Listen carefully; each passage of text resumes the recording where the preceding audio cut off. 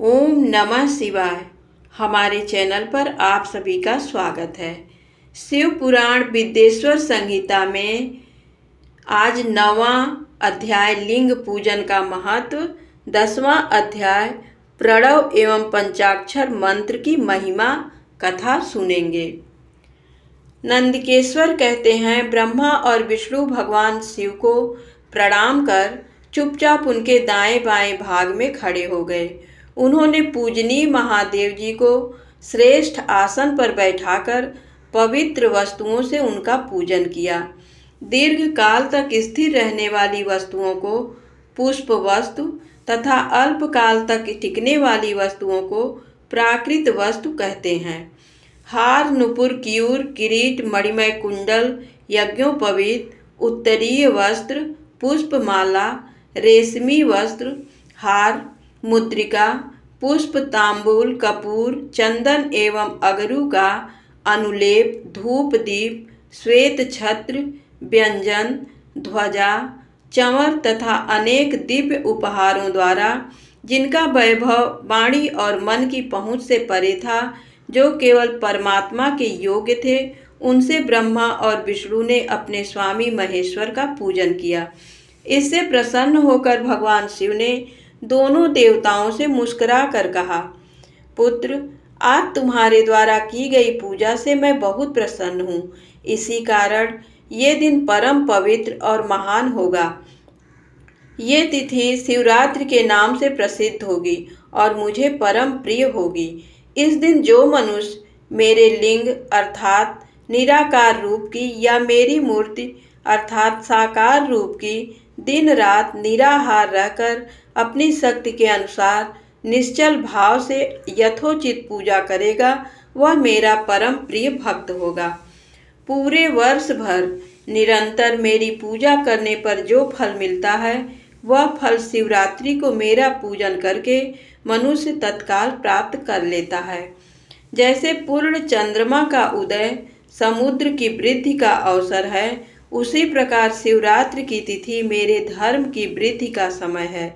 इस तिथि को मेरी स्थापना का मंगलमय उत्सव होना चाहिए। मैं मार्ग शीर्ष मास में आर्द्रा नक्षत्र से युक्त पूर्णमासी या प्रतिपदा को ज्योतिर्मय स्तंभ के रूप में प्रकट हुआ था। इस दिन जो भी मनुष्य पार्वती सहित मेरा दर्शन करता है अथवा मेरी मूर्ति या लिंग की झांकी निकालता है, वह मेरे लिए कार्तिकेय से भी अधिक प्रिय है। इस शुभ दिन मेरे दर्शन मात्र से पूरा फल प्राप्त होता है। यदि दर्शन के साथ मेरा पूजन भी किया जाए तो इतना अधिक फल प्राप्त होता है कि वाणी द्वारा उसका वर्णन नहीं किया जा सकता। लिंग रूप में प्रकट होकर मैं बहुत बड़ा हो गया था, अतः लिंग के कारण ये भूतल लिंग स्थान के नाम से प्रसिद्ध हुआ। जगत के लोग इसका दर्शन और पूजन कर सके, इसके लिए यह अनादि और अनंत ज्योति स्तंभ अथवा ज्योतिर्मय लिंग अत्यंत छोटा हो जाएगा। ये लिंग सब प्रकार के भोग सुलभ कराने वाला तथा भोग और मोक्ष का एकमात्र साधन है। इसका दर्शन, स्पर्श और ध्यान प्राणियों को जन्म और मृत्यु के कष्ट से छुड़ाने वाला है। शिवलिंग के यहाँ प्रकट होने के कारण ये स्थान अरुणाचल नाम से प्रसिद्ध होगा तथा यहाँ बड़े बड़े तीर्थ प्रकट होंगे। इस स्थान पर रहने या मरने से जीवों को मोक्ष प्राप्त होगा। मेरे दो रूप हैं, साकार और निराकार। पहले मैं स्तंभ रूप में प्रकट हुआ, फिर अपने साक्षात रूप में। ब्रह्म भाव मेरा निराकार रूप है तथा माहेश्वर भाव मेरा साक्षात रूप है। ये दोनों ही मेरे सिद्ध रूप हैं। मैं ही परब्रह्म परमात्मा हूँ। जीवों पर अनुग्रह करना मेरा कार्य है। मैं जगत की वृद्धि करने वाला होने के कारण ब्रह्म कहलाता हूँ। सर्वत्र स्थित होने के कारण मैं ही सबकी आत्मा हूँ। सर्ग से लेकर अनुग्रह तक जो जगत संबंधी 5 कृत्य है, वे सदा ही मेरे हैं।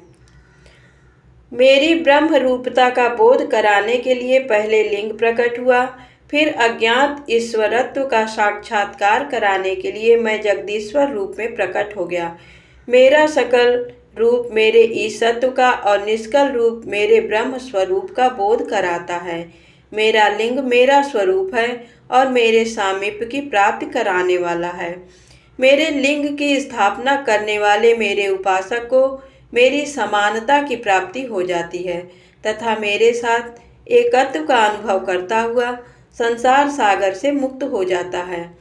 वह जीते जी परमानंद की अनुभूति करता हुआ शरीर का त्याग कर शिवलोक को प्राप्त होता है, अर्थात मेरा ही स्वरूप हो जाता है। मूर्ति की स्थापना लिंग की अपेक्षा गौड़ है। ये उन भक्तों के लिए है जो शिव तत्व के अनुशीलन में सक्षम नहीं है। ब्रह्मा और विष्णु ने पूछा, प्रभु सृष्टि आदि 5 कृत्यों के लक्षण क्या हैं? ये हम दोनों को बताइए। भगवान शिव बोले, मेरे कर्तव्यों को समझना अत्यंत गहन है, तथापि मैं कृपा पूर्वक तुम्हें बता रहा हूँ। सृष्टि, पालन, संहार, तिरोभाव और अनुग्रह मेरे जगत संबंधी 5 कार्य हैं जो नित्य सिद्ध हैं। संसार की रचना का आरंभ सृष्टि कहलाता है। मुझसे पालित होकर सृष्टि का सुस्थिर रहना उसका पालन है। उसका विनाश ही संसार है, उसका विनाश ही संहार है। प्राणों के उत्क्रमण को तिरोभाव कहते हैं। इन सब से छुटकारा मिल जाना ही मेरा अनुग्रह अर्थात मोक्ष है। ये मेरे 5 कृत्य हैं। सृष्टि आदि 4 कृत्य संसार का विस्तार करने वाले हैं। 5वां कृत्य मोक्ष का है। मेरे भक्तजन इन 5 कार्यों को 5 भूतों में देखते हैं। सृष्टि धरती पर, स्थिति जल में, संहार अग्नि में, तिरोभाव वायु में और अनुग्रह आकाश में स्थित है। पृथ्वी से सबकी सृष्टि होती है, जल से वृद्धि होती है, आग सबको जला देती है, वायु एक स्थान से दूसरे स्थान पर ले जाती है और आकाश सबको अनुग्रहित करता है। इन 5 कृत्यों का भार वहन करने के लिए ही मेरे 5 मुख हैं। 4 दिशाओं में 4 मुख और इनके बीच में 5वां मुख है। पुत्रों, तुम दोनों ने मुझे तपस्या से प्रसन्न कर सृष्टि और पालन 2 कार्य प्राप्त किए हैं। इसी प्रकार मेरी विभूति स्वरूप रुद्र और माहेश्वर ने संहार और तिरोभाव कार्य मुझसे प्राप्त किए हैं, परंतु मोक्ष मैं स्वयं प्रदान करता हूँ। मैंने पूर्व काल में अपने स्वरूप भूत मंत्र का उपदेश किया है, जो ओंकार रूप से प्रसिद्ध है। ये मंगलकारी मंत्र है। सर्वप्रथम मेरे मुख से ओंकार प्रकट हुआ, जो मेरे स्वरूप का बोध कराता है। इसका स्मरण निरंतर करने से मेरा ही सदा स्मरण होता है। मेरे उत्तरवर्ती मुख से आकार का, पश्चिम मुख से उकार का, दक्षिण मुख से मकार का, पूर्ववर्ती मुख से बिंदु का तथा मध्यवर्ती मुख से नाद का प्रकटीकरण हुआ है। इस प्रकार इन 5 अवयवों से ओंकार का विस्तार हुआ है। इन 5 अवयवों के एकाकार होने पर प्रणव ओम नामक अक्षर उत्पन्न हुआ। जगत में उत्पन्न सभी स्त्री पुरुष इस प्रणव मंत्र में व्याप्त हैं।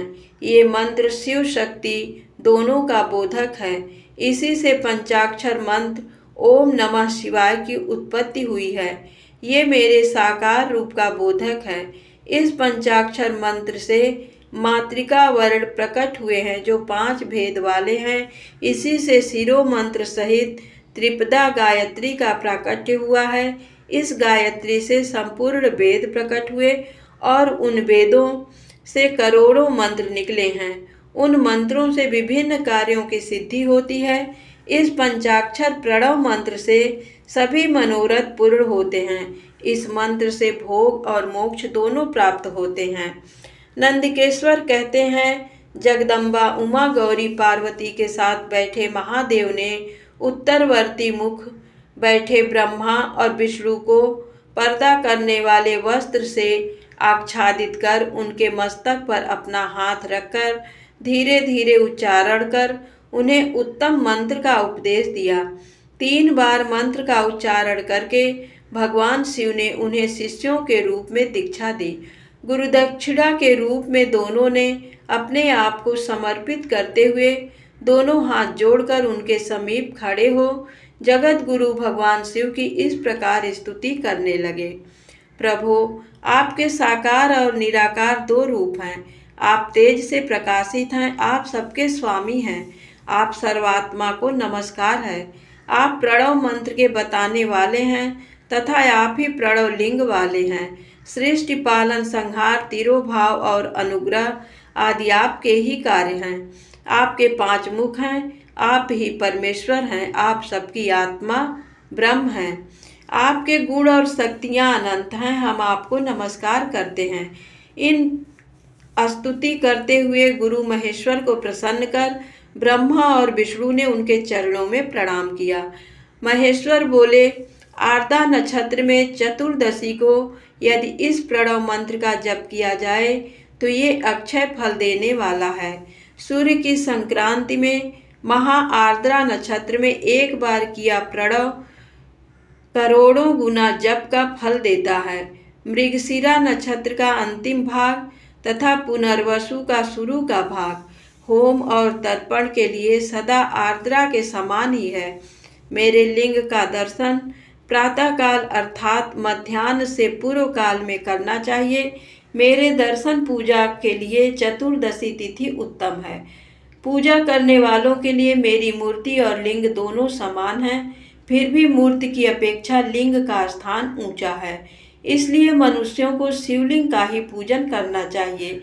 लिंग का ओम मंत्र से और मूर्ति का पंचाक्षर मंत्र से पूजन करना चाहिए। शिवलिंग की स्वयं स्थापना करके या दूसरों से स्थापना करवाकर उत्तम द्रव्यों से पूजा करने से मेरा पद सुलभ हो जाता है।